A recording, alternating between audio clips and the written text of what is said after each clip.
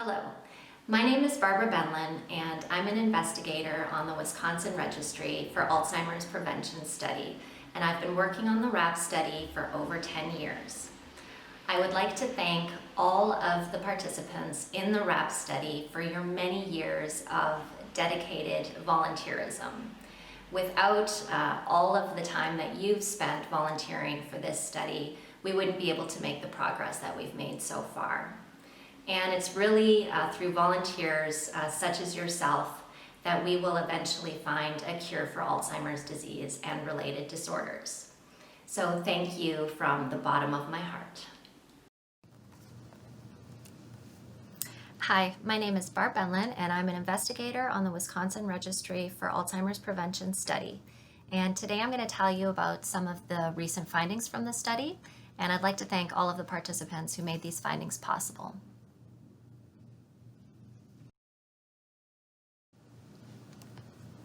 So there have been a number of studies suggesting that midlife risk factors or lifestyle factors can impact later life risk of cognitive impairment or dementia.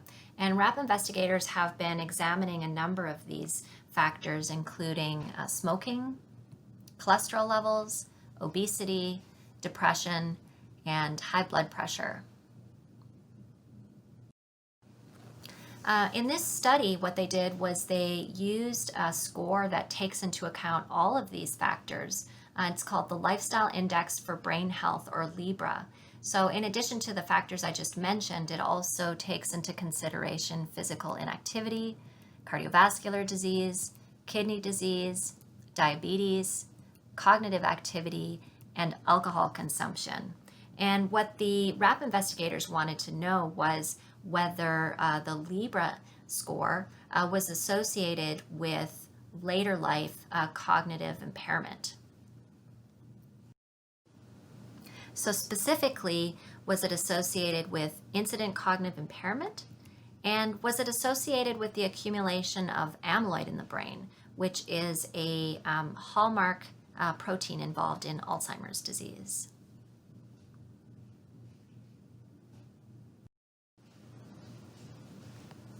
So what they found was that in RAP participants who were cognitively unimpaired at baseline, LIBRA, or lifestyle risk in mid to late life, predicted incident cognitive impairment.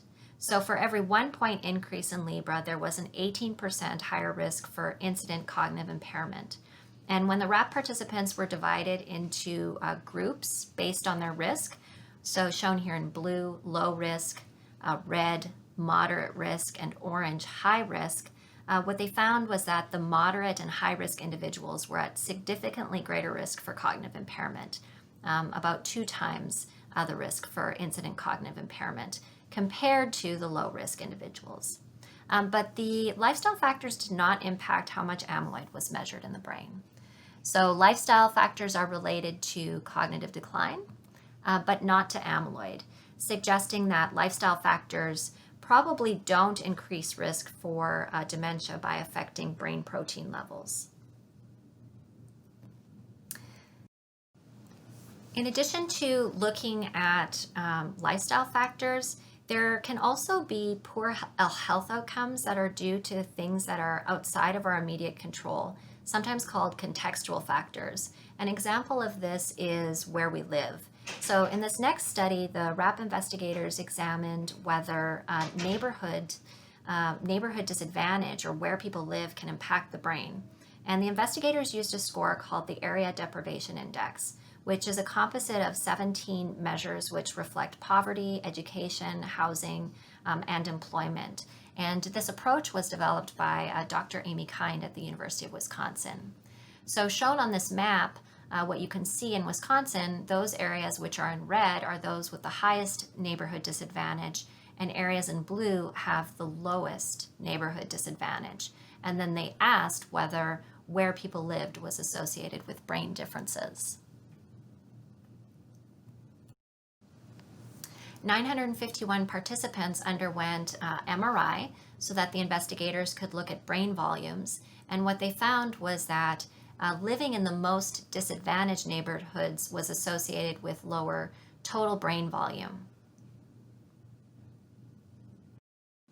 They also found that living in the most disadvantaged neighborhoods was associated with lower hippocampal volume.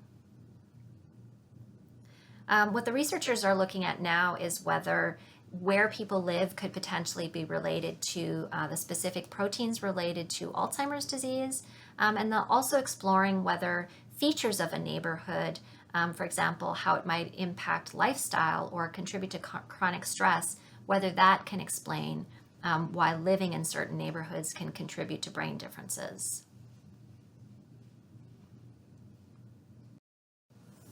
Finally, in this last study, I just want to give you an update on some of the work that RAP investigators have been doing on gut microbiome. So in addition to looking at large influences like neighborhood, RAP investigators are also testing whether very small organisms, that is microbes, can affect the brain. And previously, RAP investigators have found that in individuals with Alzheimer's disease, that there are differences in the gut microbiome, specifically lower diversity of organisms in the gut. And in more recent studies, the investigators are testing how differences in the gut may influence the brain. And in this study, they specifically looked at a protein called calprotectin, which is an indicator of intestinal inflammation. And they compared people who had no proteins related to Alzheimer's in the brain to those who were, while being cognitively healthy, had amyloid in the brain. And then finally, individuals with Alzheimer's disease dementia. And what they found was that the marker of intestinal inflammation, calprotectin, was highest in people who had Alzheimer's disease dementia, followed by people who had amyloid in the brain but no dementia, and lowest in people who were cognitively healthy and had no amyloid in the brain. So these are very early results, but it appears that intestinal inflammation does differ between these groups depending on whether they have Alzheimer's disease pathology and Alzheimer's disease dementia.